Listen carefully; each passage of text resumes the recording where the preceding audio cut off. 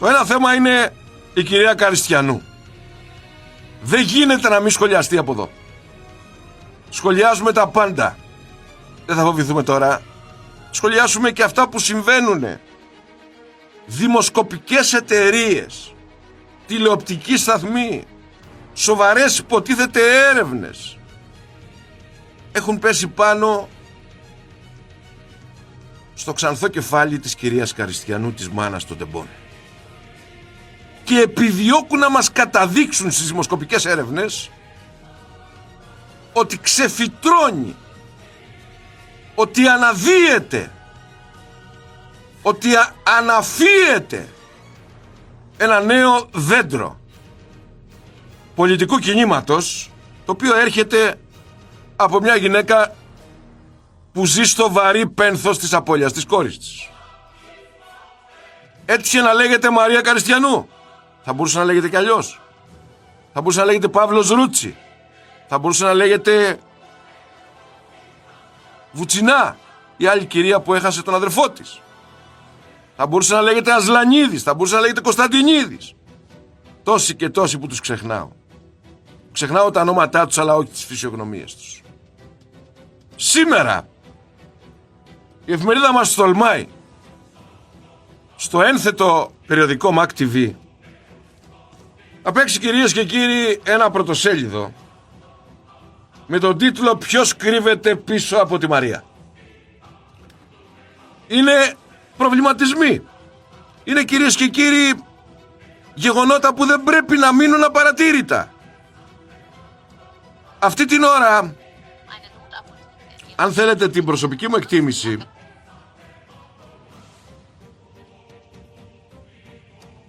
η κυρία Καριστιανού έχει διαπράξει ένα σοβαρότατο ολίσθημα. Όταν είσαι πια πολιτικό πρόσωπο, θα πρέπει να δέχεσαι και την κριτική. Ήρθε η ώρα λοιπόν της αληθινής κριτικής.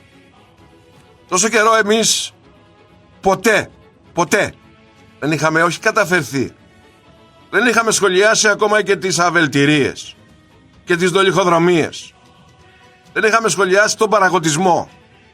Δεν είχαμε σχολιάσει τις ανακολουθίες, πιθανόν και κάποια μικρά ή μεγάλα ψέματα που είπαν στην κάμερα συγγενείς θυμάτων τεμπών, γιατί τους δικαιολογούσαμε λόγω της ακόμα σοβαρότατης συναισθηματικής φόρτισης και του μετατραυματικού στρες που υφίστανται όχι μόνο τα πρόσωπα που δέχονται επιθέσεις, αλλά και τα πρόσωπα που μένουν πίσω και αλλήμωνο λένε σε αυτόν που χάθηκε, αλλά αλλήμωνο και σε αυτόν που μένει και σκέφτεται αυτόν που χάθηκε, ειδικά όταν είναι παιδί του.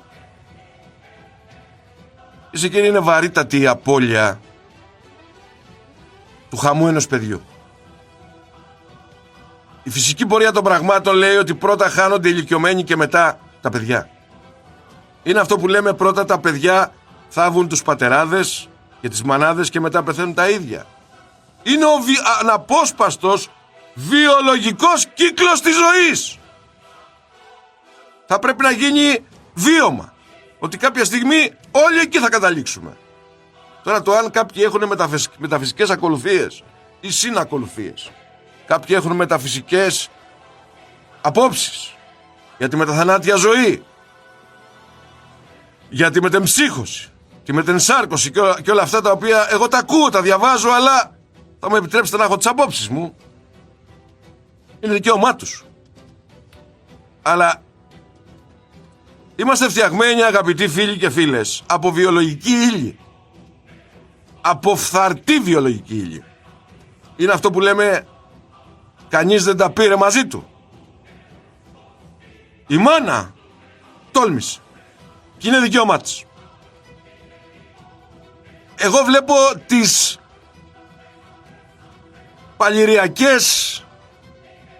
τα παλιριακά κύματα τα οποία έρχονται μετά την δημόσια εκδήλωση της μάνας να δηλώσει πολιτικά παρούσα, δικαίωμά της. Όμως η κυρία Μαρία Καριστιανού έχει διαπράξει ένα ολέθριο σφάλμα. Το σφάλμα είναι ότι έπρεπε για λόγους ευθυξίας, την ίδια στιγμή που ανακοίνωνε την ιχνηλάτηση, τον αφουγκρασμό των τάσεων, το πώς θα λειτουργήσει το κράτος και το παρακράτος, στις μισοκούβεντες αναγγελίες που κάνει για την ίδρυση κινήματος ή για την άνδρωση ενός πολιτικού κινήματος. Γιατί όταν μιλάμε για κίνημα, μιλάμε για κοινωνικό και πολιτικό κίνημα. Κύριε Καριστιανού, θα έπρεπε να έχει παραιτηθεί για λόγους ευθυξίας από πρόεδρος του Συλλόγου Θυμάτων των Τεμπών. Είναι λόγοι αρχής και λόγοι ευθυξίας. Και αυτό δεν με βρίσκει σύμφωνο. Εάν εγώ βρισκόμουν στη θέση της ή αν οποιοσδήποτε άλλος βρισκόταν στη θέση της, εσύ κύριε, είναι σίγουρο θα έχει υποβάλει την παραίτησή του για λόγους ευθυξίας. Δεν μπορείς να βγαίνεις στα μικρόφωνα και να λες αυτό που είπε η κυρία Καριστιανού προχτές στη δίκη για τα Τέμπη, στην πρώτη δίκη για τα Τέμπη, που δεν θέλουν κανένας να γίνει. Για τη χάλκευση των βίντεο, για την εξαφάνιση των βίντεο, για το τι φορτώθηκε στην εμπορική αμαξοστοιχεία στη Θεσσαλονίκη. Ακούστε τη δήλωση της κυρίας Καριστιανού και θα τη σχολιάσουμε. Απογοήτευση ξανά. Είναι η 5η φορά που ήρθαμε εδώ, αλλά επί της ουσίας δεν έχει ξεκινήσει η δίκη. Για μας είναι πολύ σημαντικό, γιατί θεωρούμε ότι μπορούμε εύκολα να αναδείξουμε την αλήθεια με τα χαμένα βίντεο. Έχουμε πάρα πολλά στοιχεία στα χέρια μας.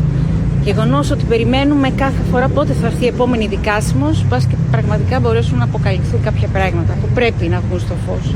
Παρά την απογοήτευση, είμαστε εδώ, θα είμαστε κάθε φορά εδώ, με ό,τι κουράγιο μας απομένει. Και θέλω να πω για αυτούς που ξέρουν ότι το διέρη και βασίλευε δεν θα περάσει. Έμαθα διάφορα σήμερα δυσάρεστα, προσπάθεια στοχοποίησης προσωπική και διχασμού. Να πω ότι η διαφορετικότητα στις σκέψεις, στις ενέργειες είναι θεμιτή. Το να χρησιμοποιείται αυτό όμως δολίως για να περάσει το μήνυμα ότι εμείς οι συγγενείς έχουμε διαφορετικές επιδιώξεις είναι άρρωστο. Το λέτε σε ό,τι αφορά το κόμμα, έτσι? Το λέω γενικά στο ότι προσπαθούν να μας παρουσιάσουν ότι είμαστε σε αντίθετες πλευρές. Δεν το λέω μόνο για το κόμμα. Το κόμμα είναι κάτι διαφορετικό. Είναι ένας άλλος δρόμος που εγώ θεωρώ ότι μπορεί να οδηγήσει στη δικαίωση των παιδιών. Κάποιοι άλλοι δεν το πιστεύουν αυτό. Αυτό είναι φυσιολογικό.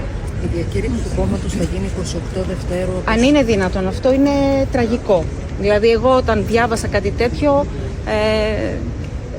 είναι τραγικό. Δεν ισχύει. Όχι βέβαια. Όχι βέβαια. Πρόεδρος του Συλλόγου θα παραμείνετε? Περιμένω να μου ζητηθεί επισήμως να αποχωρήσω. Ακούστηκαν πάντως κάποιες φωνές και από μέλη. Να σας πω κάτι, υπάρχει πάρα πολύ καλή επικοινωνία με τα emails. Στέλνουν πολύ συχνά το ΔΣ, έχουμε τέτοια αλληλεπίδραση. Το Μάρτιο λύγει ούτως ή άλλως η θητεία. Οπότε είναι σχετικά κοντά. Παρόλα αυτά, βεβαίως, εφόσον μου ζητηθεί κάτι τέτοιο από το ΔΣ, ευχαρίστως θα παραχωρήσω τη θέση. Εγώ βγήκα και είπα ότι αυτό το κίνημα των πολιτών οργανώνεται και πάει πάρα πολύ καλά. Δεν έκανα καμία διακήρυξη, δεν έχω βγάλει κανένα μανιφέστο. Θεωρώ ότι όλα αυτά γίνονται σκόπιμα ακριβώς για να με βάλουν υποχρεωτικά μπροστά και να μπορούν να με Σας στοχοποιούν. Ναι, με στοχοποιούν για να μπορούν στη συνέχεια να με συκοφαντούν ελεύθερα. Εσείς νιώθετε στοχοποιούν απέναντι σε αυτό? Όπως είδατε, όλο το σύστημα. Δεν ξέρω αν το έχετε καταλάβει, αλλά για πρώτη φορά στη μεταπολιτευτική περίοδο η κυβέρνηση με την αντιπολίτευση, σχεδόν την πλειοψηφία της αντιπολίτευσης, είναι μία γροθιά απέναντι σε ένα γονέα και σε ένα κίνημα πολιτών. Κατά της διαφθοράς. Να μείνουμε στο γεγονός ότι αυτές οι πολύ ψυχοφθόρες και κουραστικές αναβολές τρόποτινά, γιατί όταν δεν ξεκινάει η δίκη για μένα, εγώ έτσι το εκλαμβάνω, θεωρώ ότι είναι ένας προάγγελος και για αυτά που θα γίνουν στην κύρια δίκη που περιμένουμε να ξεκινήσει το Μάρτιο. Είναι πολύ πιο... η Θεσσαλονίκη, η Αθήνα, εντάξει, εγώ είμαι Θεσσαλονίκη, δεν θα πω αυτό, αλλά και για τους δικηγόρους μας είναι πολύ πιο εύκολη η μετακίνηση. Κυρίες και κύριοι, ακούσαμε την κυρία Καριστιανού με μεγάλη προσοχή. Όμως, εγώ θα εκφράσω την προσωπική μου ένσταση και δεν με ενδιαφέρει ο καθένας από εσάς τι θα ψηφίσει. Μπορεί να ψηφίσει ό,τι θέλετε. Άλλωστε, ουδέποτε είχα καλή άποψη για τις προτιμήσεις και τη βούληση του εκλογικού σώματος. Διότι αν το εκλογικό σώμα σκεφτόταν απερίσπαστα, δεν θα κρυβόταν πίσω από καμιά κουτοπονηριά της κυρίας Καριστιανού. Η κυρία Καριστιανού είναι κουτοπόνηρη. Και μόνο ως κουτοπονηριά μπορώ να εκλάβω αυτά που λέει. Εγώ είμαι ένας άνθρωπος που δεν έχω καμία σχέση με κανένα πολιτικό κόμμα. Καμία απολύτως, και το ξέρετε όλοι σας καλά. Και θέλω να αποκαλύψω ότι είμαι ένας άνθρωπος που έχω να ψηφίσω 25 χρόνια.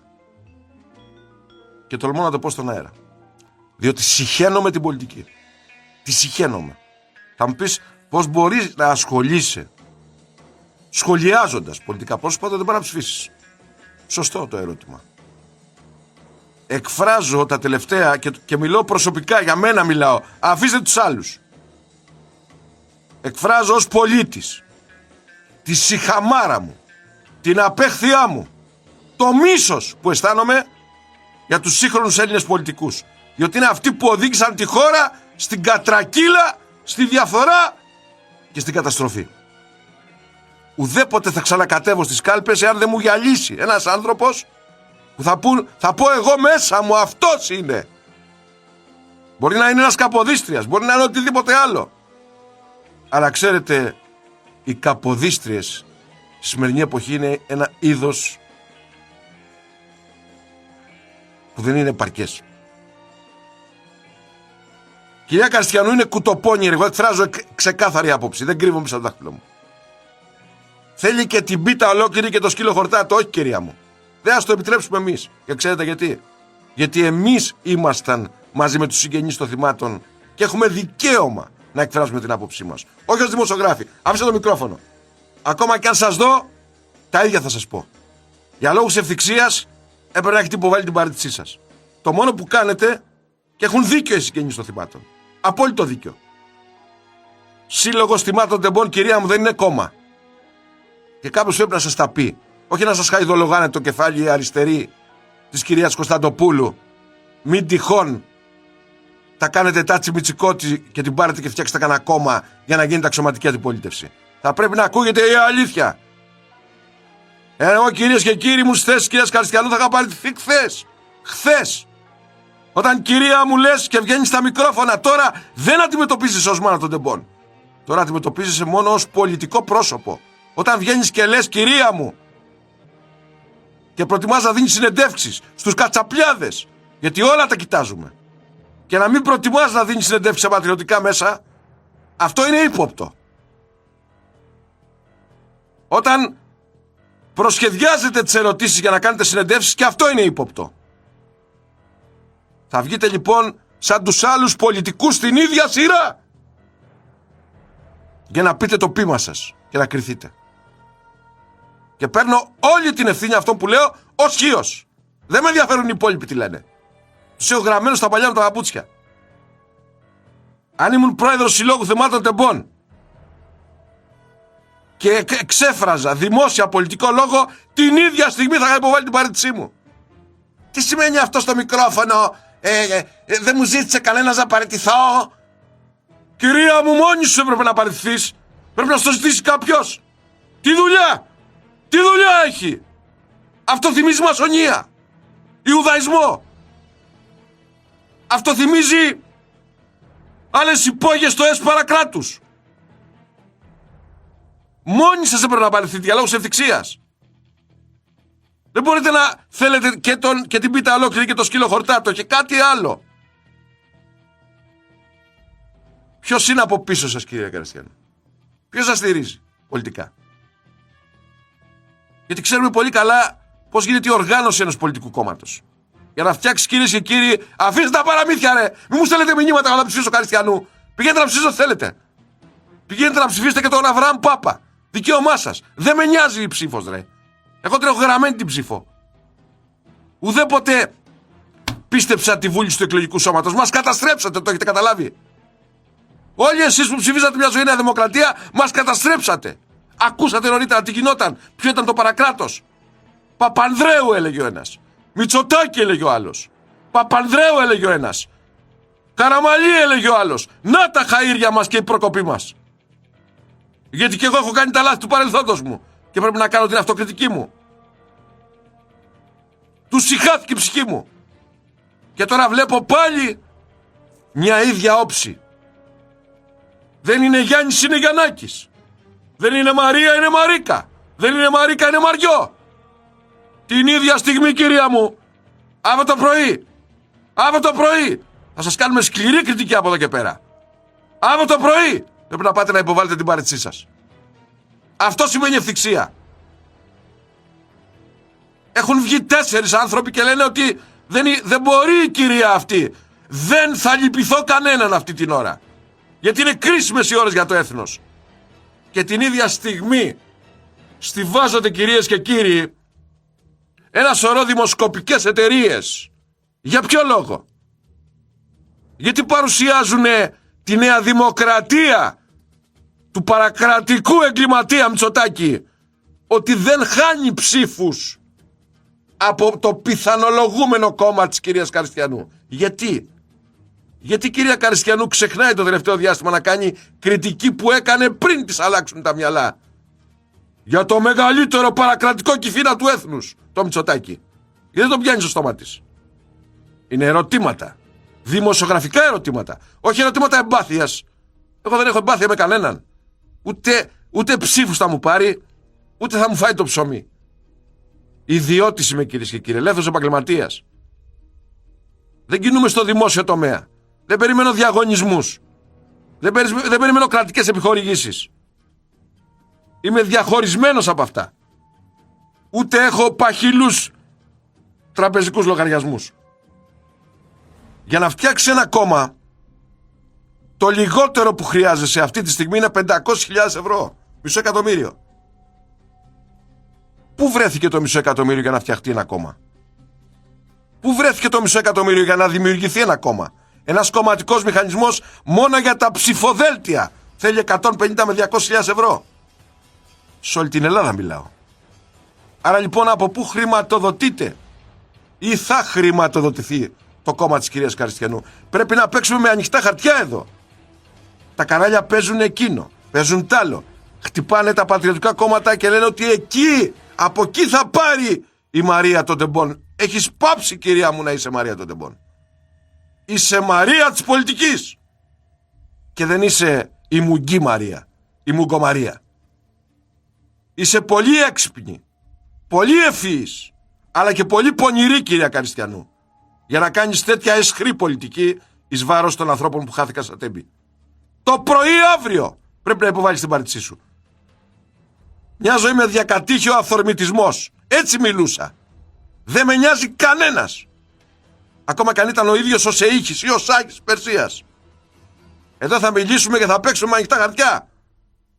Όπως με ανοιχτά χαρτιά τούτο το μέσο που λέγεται Μάχη FM.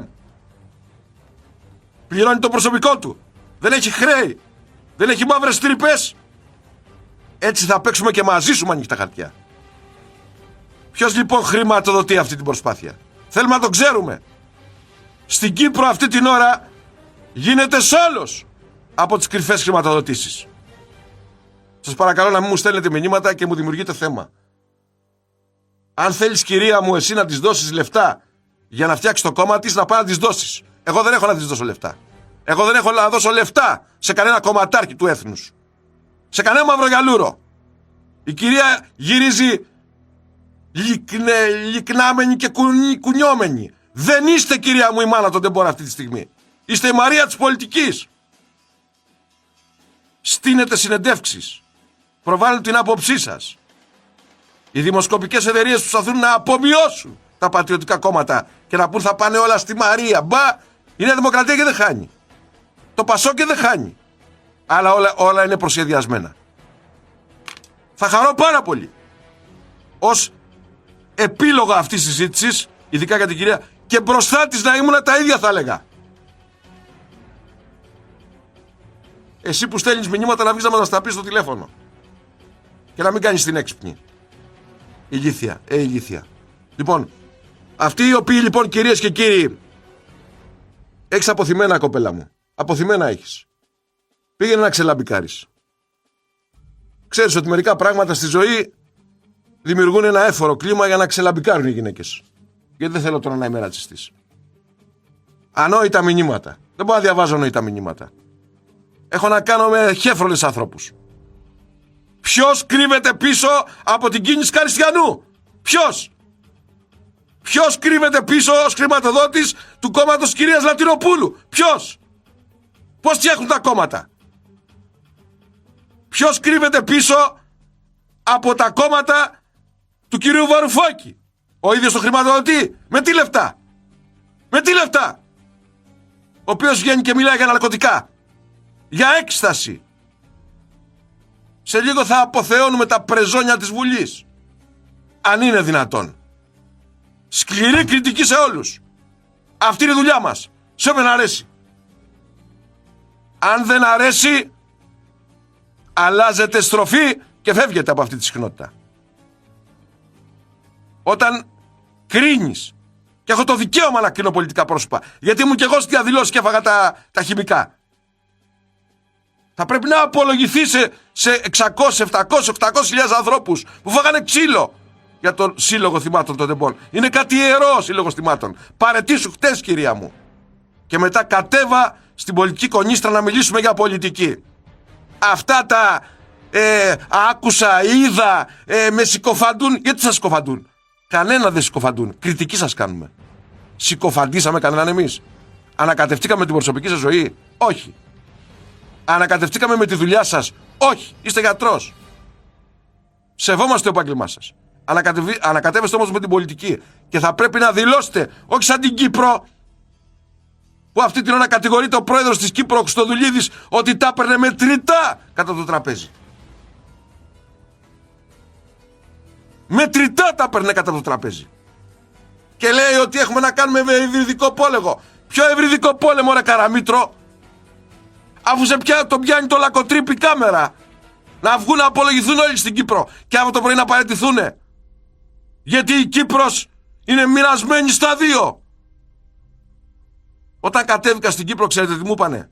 Για τον προηγούμενο πρόεδρο, τον Αναστασιάδη. Το βλέπεις αυτό το ξενοδοχείο? Δεν θυμάμαι ποιο ήταν, το Λίδρα Μαρίωτ. Εδώ μένει. Στην απόλυτη Χλιδί. Έχει βολέψει όλο του το σόι. Αλλά κύριε Χίου, μου είπε κάποιος, δεν υπάρχουν δημοσιογράφοι εδώ για να τους κρίνουν και να τους αποκαλύψουν. Δεν υπάρχουν δημοσιογράφοι για να αποκαλύψουν τις κρυφές χρηματοδοτήσεις. Τυχαία μπήκε στην Κύπρο η κρυφή κάμερα και ανέβηκε το βίντεο στο Twitter. Είναι πνιγμένη στη διαφθορά η Κύπρος. Και περιμένουν εμείς από αυτούς τους πολιτικούς, τους βρετανοτραφείς πολιτικούς, τους μεγαλοδικηγόρους, να στραφούνε εναντίον των Τούρκων, όταν όλοι τους είναι βολεμένοι στο να είναι διχοτομημένη η Κύπρος. Αυτά είχα να πω για την κυρία Καριστιανού και θα το κόψω το κομμάτι για να το παίζω και να τα ακούτε συνέχεια. Να μας πούν ποιος χρηματοδοτεί αυτή την κίνηση.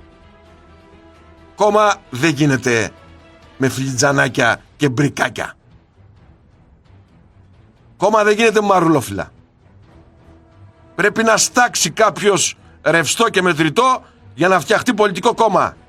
Αν μπορούσαμε όλοι να φτιάξουμε πολιτικά κόμματα, τώρα θα είμαστε όλοι στο κοινοβούλιο και θα κάναμε τους Ναπολέοντες. Για σοβαρευτείτε λίγο. Σοβαρευτείτε λίγο. Σήμερα κάναμε μια εκπομπή για το παρακράτος. Μην με αναγκάσετε να πω η Μαρία του παρακράτους. Δεν θα ήθελα. Το τελευταίο θέμα. Έχουν δίκιο οι συγγενείς. Όλοι οι συγγενείς έχουν δίκιο. Θα πρέπει να τη ζητήσουν χτες την παρέτησή της. Να φύγει από εκεί. Δεν έχει καμιά δουλειά η πολιτική με τον κοινό αγώνα των Ελλήνων πολιτών που κατέβηκαν στο Σύνταγμα και έφαγαν όλα τα χημικά στη μάπα.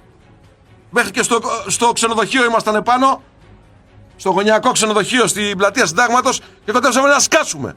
Φανταστείτε που μεταδίδαμε τη συγκέντρωση. Φανταστείτε οι άλλοι κάτω τι τραβήξανε. Τα παιδιά που φωνάζανε για το Σύλλογο Θυμάτων των Τεμπών και τη χειροκροτούσανε. Το λιγότερο καπηλεία στους νεκρούς είναι αυτό. Και μιλάω για όλους. Δεν μιλάω μόνο για τη συγκεκριμένη κυρία. Ανοίξτε τα χαρτιά σας και πείτε μας ποιοι είναι οι χρηματοδότες σας.